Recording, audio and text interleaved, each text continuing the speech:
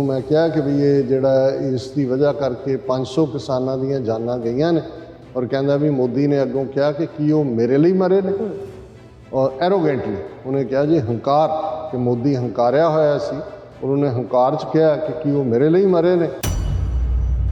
ਸਤਪਾਲ ਮਲਿਕ ਦੇ ਕੋਲ ਕੁਛ ਐਸੇ ਇਹਨਾਂ ਦੇ ਅੰਦਰੂਨੀ ਭੇਤ ਨੇ ਕਿਉਂਕਿ ਇਹਨਾਂ ਦਾ ਹੀ ਹਿੱਸਾ ਹੈ ਕਿ ਵੀ ਉਹ ਉਹਨਾਂ ਨੂੰ ਵੰਗਾਰ ਰਿਹਾ। ਸਤਪਾਲ ਮਲਿਕ ਜਿਹੜਾ ਹੈ ਉਹ ਸ਼ਾਇਦ ਉਹ ਕਹਿੰਦਾ ਵੀ ਮੈਨੂੰ ਕੱਢੋ, ਵਾਪਸ ਸਿਆਸਤ 'ਚ ਆਉਣਾ ਚਾਹੁੰਦਾ ਹੈ।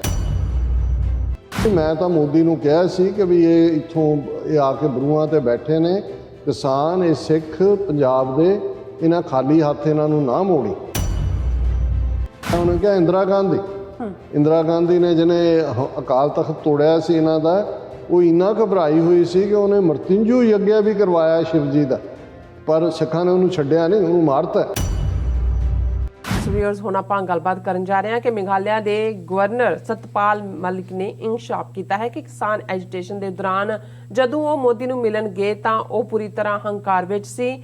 ਜਦੋਂ ਮੈਂ ਮੋਦੀ ਨੂੰ ਕਿਹਾ ਕਿ 500 ਕਿਸਾਨ ਮਰ ਚੁੱਕੇ ਨੇ ਤਾਂ ਉਸਨੇ ਫੁੰਕਾਰਦੇ ਹੋਏ ਕਿਹਾ ਕਿ ਮੈਂ ਕੀ ਕਰਾਂ, ਉਹ ਕਿਹੜਾ ਮੇਰੀ ਖਾਤਰ ਮਰੇ ਨੇ। ਸੋ ਸਤਪਾਲ ਮਲਿਕ ਅਨੁਸਾਰ ਉਸਦਾ ਮੋਦੀ ਨਾਲ ਇਸ ਗੱਲ ਤੇ ਤਕਰਾਰ ਹੋਇਆ ਅਤੇ ਮੀਟਿੰਗ 5 ਮਿੰਟ ਦੇ ਵਿੱਚ ਹੀ ਖਤਮ ਹੋ ਗਈ। ਵਿਊਅਰਸ, ਇਹ ਹੈ ਅਸਲੀ ਮੋਦੀ ਦਾ ਚਿਹਰਾ। ਸੋ ਇਸ ਬਾਰੇ ਆਪਾਂ ਗੱਲਬਾਤ ਕਰਨ ਜਾ ਰਹੇ ਹਾਂ। ਸੋ ਅਸੀਂ ਚਾਹਾਂਗੇ ਕਿ ਤੁਸੀਂ ਨਾਲ ਇਸੇ ਤਰ੍ਹਾਂ ਬਣੇ ਰਹਿਣਾ। ਦੇਖਣ, ਸੁਣਨ ਜਾਂ ਲਿਖਣ ਲਈ ਤੁਹਾਡਾ ਸਭ ਦਾ ਬਹੁਤ ਬਹੁਤ ਸ਼ੁਕਰੀਆ ਜੀ। ਡਾਕਟਰ ਸਾਹਿਬ ਕੀ ਕਹਿਣਾ ਚਾਹੋਗੇ? ਦੇਖੋ, ਕੁਛ ਚੀਜ਼ਾਂ ਟਾਈਮਲੀ ਹੁੰਦੀਆਂ, ਜੇ ਕਿਸੇ ਨੂੰ ਸਮਝ ਆ ਜਾਏ।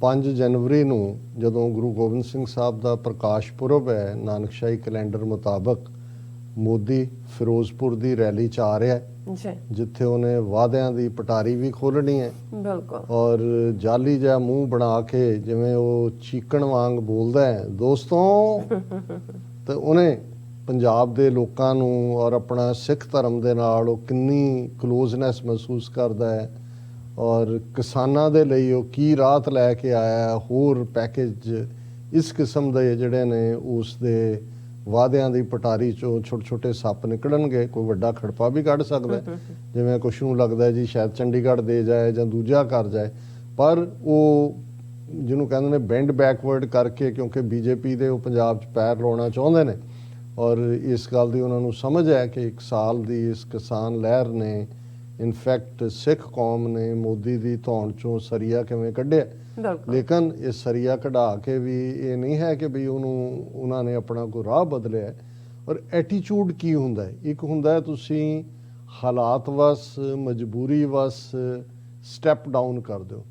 ਇੱਕ ਤੁਹਾਡੀ ਜ਼ਹਿਨੀਅਤ ਹੁੰਦੀ ਹੈ, ਬਿਲਟ ਇਨ ਹੁੰਦਾ। ਜੇ ਤੁਸੀਂ ਮੋਦੀ ਦਾ ਕਰੈਕਟਰ, ਜਿਹਨੂੰ ਅਸੀਂ ਹਮੇਸ਼ਾ ਹੀ ਮੋਦੀ ਅਮਿਤ ਸ਼ਾਹ ਨੂੰ ਕਾਤਲ ਬਿੱਲੇ ਰੰਗੇ ਦੀ ਜੋੜੀ ਕਹਿੰਦੇ ਹਾਂ, ਤੇ 2002 'ਚ ਜਿਸ ਬੰਦੇ ਦੇ ਅੰਦਰ ਇਸ ਹੱਦ ਤੱਕ ਨਫ਼ਰਤ ਹੈ ਜਾਂ ਇਸ ਹੱਦ ਤੱਕ ਉਸ ਦਾ ਇਨਸਾਈਡ ਇੱਕ ਕਿਲਰ, ਇੱਥੇ ਜਦੋਂ ਜਿਹੜੇ ਸੀਰੀਅਲ ਕਿਲਰ ਹੁੰਦੇ ਨੇ ਉਹਨਾਂ ਨੂੰ ਜੇ ਕੋਈ ਫੜਿਆ ਜਾਏ ਤੇ ਉਹ ਫਿਰ ਇੱਕ ਕਲਾਸ ਕੇਸ ਹੁੰਦਾ ਹੈ ਜਾਂ ਕੇਸ ਸਟੱਡੀ ਹੁੰਦੀ ਹੈ ਸਾਈਕਾਇਟਰਿਸਟ ਲਈ ਕਿ ਵੀ ਐਸਾ ਕੀ ਹੈ ਇਸ ਦੇ ਵਿੱਚ ਕਿ ਵੀ ਇਹਨੂੰ ਕੋਈ ਪੇਨ ਨਹੀਂ ਮਹਿਸੂਸ ਹੋਈ ਜਾਂ ਕਿਵੇਂ ਉਹ ਕਿਲ ਕਰ ਰਿਹਾ ਜਾ ਕੇ ਉਹ ਫਿਰ ਆਪਣੀ ਮਰਜ਼ੀ ਦਾ ਫੂਡ ਖਾ ਰਿਹਾ ਐਂਡ ਨਥਿੰਗ ਇਜ਼ ਹੈਪਨਿੰਗ।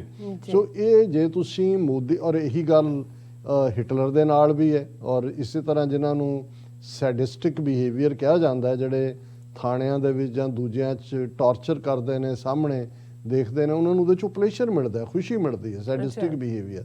ਔਰ ਇਹ ਜੇ ਤੁਸੀਂ ਮੋਦੀ ਅਮਿਤ ਸ਼ਾਹ ਦਾ ਇਹਨਾਂ ਨੂੰ ਕੋਈ ਜਿਹੜਾ ਇੰਡੀਪੈਂਡੈਂਟ ਕੋਈ ਮੈਡੀਕਲ ਬੋਰਡ ਜਾਂ ਪੈਨਲ ਐਗਜ਼ਾਮਿਨ ਕਰੇ ਤਾਂ ਦੋਨੋਂ ਐਕਸਟ੍ਰੀਮ ਦਰਜੇ ਦੇ ਸੈਡਿਸਟਿਕ ਬਿਹੇਵੀਅਰ ਦੇ ਸਾਈਕੋਪੈਥ ਨੇ, ਜਿਨ੍ਹਾਂ ਨੂੰ ਬਿਜਲੀਆਂ ਲੱਗਣੀਆਂ ਵੀ ਜਿਹੜੀਆਂ ਨੇ ਉਹ ਉਹਨਾਂ ਦੀ ਟ੍ਰੀਟਮੈਂਟ ਦਾ ਇੱਕ ਹਿੱਸਾ ਹੋਏਗਾ, ਭਾਵੇਂ ਅਮਰੀਕਾ 'ਚ ਪਾਬੰਦੀ ਲਾਈ ਹੋਈ ਇਹਦੇ 'ਤੇ, ਪਰ ਇਹ ਇਹਨਾਂ ਦਾ ਹੈ। ਹੁਣ ਜਦੋਂ ਤੁਸੀਂ ਉਸ ਔਰ ਇਸ ਕਿਸਮ ਦੇ ਸੈਡਿਸਟਿਕ ਜਾਂ ਇਹ ਸਾਈਕੋਪੈਥ ਬਿਹੇਵੀਅਰ ਵਾਲੇ ਉਹ ਬਹੁਤ ਜਦੋਂ ਉਹ ਪਲੈਜ਼ੈਂਟ ਹੁੰਦੇ ਨੇ ਤਾਂ ਤੁਸੀਂ ਅੰਦਾਜ਼ਾ ਹੀ ਨਹੀਂ ਲਾ ਸਕਦੇ ਕਿ ਇਹਨਾਂ ਦੇ ਅੰਦਰ ਇੱਕ ਸ਼ੈਤਾਨ ਛੁਪਿਆ ਹੋਇਆ ਸੈਡਿਸਟਿਕ। ਔਰ ਇਹਨਾਂ ਦੋਨਾਂ ਦਾ ਬਿਹੇਵੀਅਰ, ਔਰ ਹੁਣ ਮੋਦੀ ਦੇ ਹਵਾਲੇ ਨਾਲ ਜੇ ਗੱਲ ਕਰੀਏ, ਹੁਣ ਅਸਲੀ ਕਹਾਣੀ ਤਾਂ ਇਨਸਾਈਡਰ ਦੱਸ ਸਕਦਾ ਹੈ। ਸਤਪਾਲ ਮਲਿਕ ਕੋਈ ਛੋਟਾ ਨਾਂ ਨਹੀਂ ਹੈ। ਵੈਸਟਰਨ ਯੂਪੀ ਦਾ ਜਾਟ, ਇੰਨਾ ਕੁ ਟਰਸਟਵਰਦੀ ਕਿ ਜਦੋਂ ਜੰਮੂ ਕਸ਼ਮੀਰ ਦਾ ਇਹਨਾਂ ਨੇ ਭੋਗ ਪਾਉਣਾ ਸੀ ਆਰਟੀਕਲ 370 ਔਰ 35A ਦਾ, ਔਰ ਉੱਥੇ ਫੌਜ ਤੋਂ ਜ਼ੁਲਮ ਕਰਵਾਉਣੇ ਸੀ। ਤੇ ਸਤਿਆਪਾਲ ਮਲਿਕ ਨੂੰ ਬਤੌਰੇ ਗਵਰਨਰ ਪਹਿਲਾਂ ਹੀ ਲਾਇਆ ਗਿਆ ਸੀ ਜੰਮੂ ਕਸ਼ਮੀਰ ਦਾ। ਬੇਸਿਕਲੀ ਪੋਲੀਟੀਸ਼ੀਅਨ ਹੈ, ਉਹ ਉੱਥੇ ਲਾਇਆ ਹੋਇਆ ਸੀ। ਪਰ ਜਿਉਂ ਹੀ ਆਰਟੀਕਲ 370 ਖਤਮ ਕੀਤਾ, 35A ਖਤਮ ਕੀਤਾ, ਉਹਦੇ ਤੋਂ ਬਾਅਦ ਉਹਨੂੰ ਉੱਥੋਂ ਟਰਾਂਸਫਰ ਕਰਕੇ ਮੇਘਾਲਿਆ ਦਾ ਗਵਰਨਰ ਲਾ ਦਿੱਤਾ ਗਿਆ ਸੀ। ਕਿਸਾਨ ਮੋਰਚੇ ਦੇ ਦੌਰਾਨ ਇਹ ਕਾਫੀ ਚਰਚਾ ਦੇ ਵਿੱਚ ਆਇਆ, ਕਿਉਂਕਿ ਉਹਦੀਆਂ ਜਿਹੜੀਆਂ 2-3 ਪ੍ਰੈਜੈਂਟੇਸ਼ਨਸ ਥਾਂ ਥਾਈਂ ਸੀ ਜਿਹੜੀਆਂ ਪਬਲਿਕਲੀ ਹੋਈਆਂ, ਔਰ ਉਹਨੇ ਮੀਡੀਆ ਨੂੰ ਵੀ ਇੰਟਰਵਿਊ 'ਚ ਕਿਹਾ, ਉਹਨੇ ਕਿਸਾਨਾਂ ਦਾ ਸਮਰਥਨ ਵੀ ਕੀਤਾ। ਪਰ ਮੋਰ ਉਹ ਸਿੱਖ ਹਲਕਿਆਂ 'ਚ ਵੀ ਜ਼ਿਆਦਾ ਚਰਚਾ 'ਚ ਰਿਹਾ, ਕਿਉਂਕਿ ਉਹਨੇ ਕੁਛ ਐਸੇ ਇੰਕਸ਼ਾਫ ਉਸ ਪੀਰੀਅਡ 'ਚ ਕੀਤੇ। ਉਹਦੇ 'ਚ ਉਹਨੇ ਕਿਹਾ ਵੀ ਮੈਂ ਤਾਂ ਮੋਦੀ ਨੂੰ ਕਿਹਾ ਸੀ ਕਿ ਵੀ ਇਹ ਇੱਥੋਂ ਇਹ ਆ ਕੇ ਬਰੂਆਂ 'ਤੇ ਬੈਠੇ ਨੇ ਕਿਸਾਨ, ਇਹ ਸਿੱਖ ਪੰਜਾਬ ਦੇ, ਇਹਨਾਂ ਖਾਲੀ ਹੱਥ ਇਹਨਾਂ ਨੂੰ ਨਾ ਮੋੜੀ।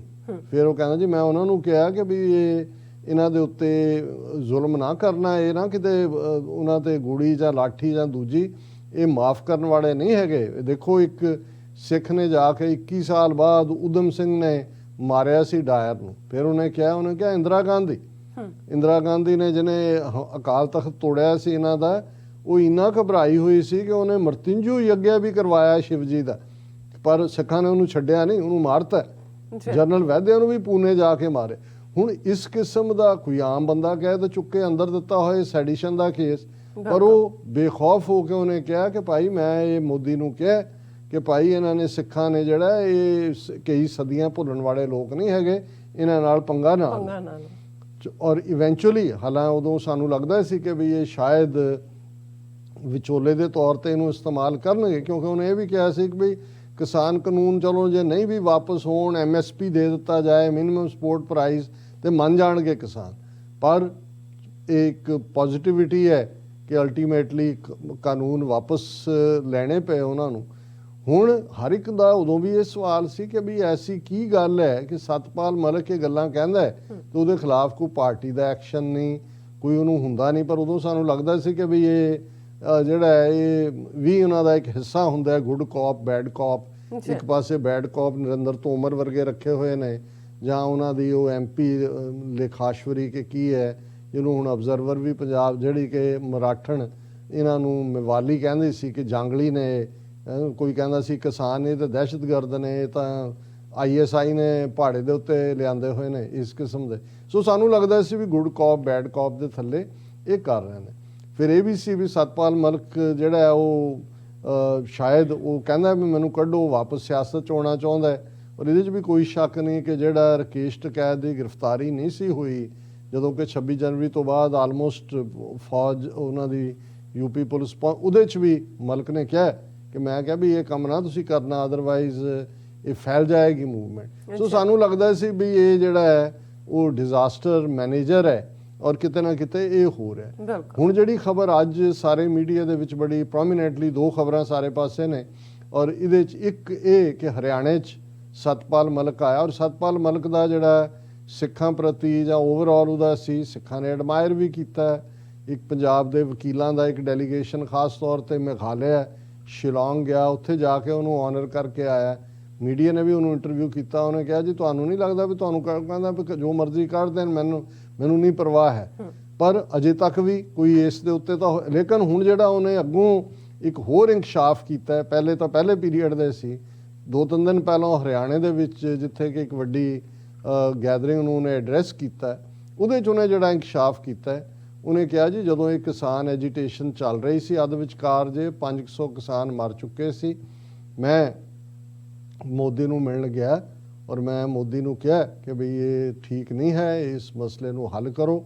ਇਹ ਤੇ ਉਹਨੂੰ ਮੈਂ ਕਿਹਾ ਕਿ ਵੀ ਇਹ ਜਿਹੜਾ ਇਸ ਦੀ ਵਜ੍ਹਾ ਕਰਕੇ 500 ਕਿਸਾਨਾਂ ਦੀਆਂ ਜਾਨਾਂ ਗਈਆਂ ਨੇ, ਔਰ ਕਹਿੰਦਾ ਵੀ ਮੋਦੀ ਨੇ ਅੱਗੋਂ ਕਿਹਾ ਕਿ ਕੀ ਉਹ ਮੇਰੇ ਲਈ ਮਰੇ ਨੇ, ਔਰ ਐਰੋਗੈਂਟਲੀ ਉਹਨੇ ਕਿਹਾ ਜੀ ਹੰਕਾਰ, ਕਿ ਮੋਦੀ ਹੰਕਾਰਿਆ ਹੋਇਆ ਸੀ, ਔਰ ਉਹਨੇ ਹੰਕਾਰ 'ਚ ਕਿਹਾ ਕਿ ਕੀ ਉਹ ਮੇਰੇ ਲਈ ਮਰੇ ਨੇ, ਔਰ ਕਹਿੰਦਾ ਵੀ ਮੇਰਾ ਝਗੜਾ ਹੋ ਗਿਆ, ਮੀਟਿੰਗ 5 ਮਿੰਟ 'ਚ ਹੀ ਖਤਮ ਹੋ ਗਈ ਔਰ ਮੈਂ ਅਮਿਤ ਸ਼ਾਹ ਨੂੰ ਮਿਲ ਕੇ ਵਾਪਸ ਆ ਗਿਆ। ਹੁਣ ਇਹ ਸਟੇਟਮੈਂਟ ਅੱਜ ਸਾਰੇ ਪਾਸੇ ਲੱਗੀ ਹੋਈ ਹੈ। ਹੁਣ ਇਹਦੇ 'ਚੋਂ 2 ਚੀਜ਼ਾਂ, ਕਿਉਂਕਿ ਜਦੋਂ ਇਹਨੇ 5 ਜਨਵਰੀ ਨੂੰ ਆਣਾ ਫਿਰੋਜ਼ਪੁਰ, ਤੇ ਇਹ ਧਿਆਨ 'ਚ ਰੱਖਣ ਸਿੱਖ ਕਿ ਇਹ ਅਸਲ ਮੋਦੀ ਹੈ ਜਿਹੜਾ ਇਨਸਾਈਡਰ ਸਤਪਾਲ ਮਲਿਕ ਜਿਹੜਾ ਉਹ ਕਹਿ ਰਿਹਾ, ਔਰ ਇਸ ਦੇ ਉੱਤੇ ਅੱਜ ਜਿਹੜਾ ਈਵਨ ਉਹਨਾਂ ਨੇ ਕਾਂਗਰਸ ਨੇ ਵੀ ਇਸ ਦੇ ਉੱਤੇ ਕਿਹਾ ਕਿ ਵੀ ਇਹ ਜਿਹੜਾ ਇਸ ਦੇ ਉੱਤੇ ਕੇਸ ਰਜਿਸਟਰ ਕੀਤਾ ਜਾਏ ਮੋਦੀ ਤੇ। Book Meghalaya governor Malik if is lying otherwise apologise Congress to PM Modi.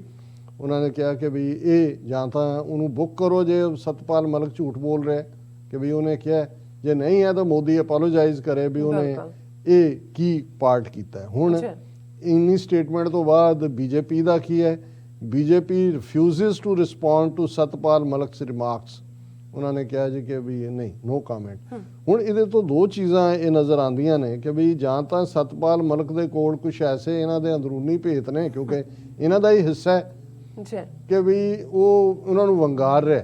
ਔਰ ਮੈਨੂੰ ਲੱਗਦਾ ਵੀ ਉਹਨੂੰ ਲੱਗਦਾ ਵੀ ਮੇਰੇ ਤੋਂ, ਮੈਨੂੰ ਜੰਮੂ ਕਸ਼ਮੀਰ ਦਾ ਲਾ ਕੇ ਮੁੜ ਕੇ ਜਦੋਂ ਯੂਨੀਅਨ ਟੈਰੀਟਰੀ ਮੈਨੂੰ ਕੱਢਤਾ ਉੱਥੋਂ, ਜਾਂ ਉਸ ਰਸਤੇ ਤੇ ਹੈ ਜਾਂ ਕੀ ਹੈ ਗੱਲ। ਪਰ ਬੀਜੇਪੀ ਇੰਨੀ ਹੁਣ ਤੱਕ ਮੋਦੀ ਨੂੰ ਬਾਹਰੋਂ ਕਿਨੇ ਕੀ ਕਿਹਾ ਉਹ ਤਾਂ ਕਹਿ ਹੀ ਰਹੇ ਨੇ, ਲੇਕਿਨ ਇਨਸਾਈਡ ਜਿੰਨਾ ਜ਼ਲੀਲ ਇਹ ਮਲਕ ਕਰ ਰਿਹਾ, ਪਹਿਲੇ ਸਟੇਜ ਤੇ ਤਾਂ ਲੱਗਦਾ ਸੀ ਵੀ ਇਵੈਂਟ, ਪਰ ਇਹ ਹੁਣ ਕੋਈ ਕਹਿਣ ਦੀ ਲੋੜ ਨਹੀਂ ਕਿ ਹੰਕਾਰਿਆ ਹੋਇਆ ਬੰਦਾ ਵੀ 5 ਮਿੰਟ 'ਚ ਮੇਰੀ ਮੀਟਿੰਗ ਖਤਮ ਹੋ ਗਈ। ਉਹ ਕਹਿੰਦਾ ਮੈਂ 500 ਮੇਰੇ ਲਈ ਮਾਰੇ ਨੇ। ਹੁਣ ਇਹ ਐਨ ਮੌਕੇ ਦੇ ਉੱਤੇ ਇਹਨੂੰ ਐਕਸਪੋਜ਼ ਕਰਦਾ ਹੈ। ਔਰ ਇਸ ਸਾਰੇ ਦੇ ਵਿੱਚ ਅਸੀਂ ਦੇਖਦੇ ਹਾਂ ਕਿ ਭਾਈ ਨਾਲ ਦੀ ਨਾਲ ਲਖੀਮਪੁਰ ਖੀਰੀ ਵਾਲੀ ਜਿਹੜੀ ਸਿੱਟ ਬਣਾਈ ਸੀ ਕਿ ਜੀ ਅਜੇ ਮਿਸ਼ਰਾ ਉਹਦਾ ਮੁੰਡਾ ਦੂਜਾ, ਉਹਨਾਂ ਨੇ 5000 ਪੇਜਿਸ ਦੀ ਆਪਣੀ ਰਿਪੋਰਟ ਪੇਸ਼ ਕੀਤੀ ਹੈ। ਔਰ ਲੇਕਿਨ ਅਜੇ ਤਾਂ ਉਸ 5000 ਪੇਜ ਦੇ ਵਿੱਚ ਸਾਬਤ ਵੀ ਹੋਇਆ ਹੈ ਕਿ ਉਹਨਾਂ ਨੇ ਗੁੰਡੇ ਵੀ ਬਾਹਰੋਂ ਲਿਆਂਦੇ ਸੀ। 3 ਗੱਡੀਆਂ, ਇੱਕ ਅਜੇ ਮਿਸ਼ਰਾ ਦੀ, ਇੱਕ ਉਹਦੇ ਸਾਲੇ ਦੀ, ਇੱਕ ਉਹੀ ਇਸਤੇਮਾਲ ਹੋਈਆਂ। ਪਲੈਨਡ ਸੀ ਕਿ ਵੀ ਇਹਨਾਂ ਨੂੰ ਕੁਚਲੋ, ਵਹੀਕਲਸ ਨੂੰ ਯੂਜ਼ ਕਰੋ ਹਥਿਆਰ ਦੇ ਤੌਰ ਤੇ। ਲੇਕਿਨ 5000 ਪੇਜਿਸ ਦੀ ਉਸ ਚਾਰਜ ਸ਼ੀਟ ਦੇ ਵਿੱਚ ਇਹਦੇ ਬਾਵਜੂਦ ਕਿ ਇੱਕ ਗੱਡੀ ਦੀ ਮਲਕੀਅਤ ਹੀ ਅਜੇ ਮਿਸ਼ਰਾ ਦੇ ਕੋਲ ਹੈ, ਉਹਦਾ ਨਾਂ ਸ਼ਾਮਲ ਨਹੀਂ ਕੀਤਾ ਗਿਆ।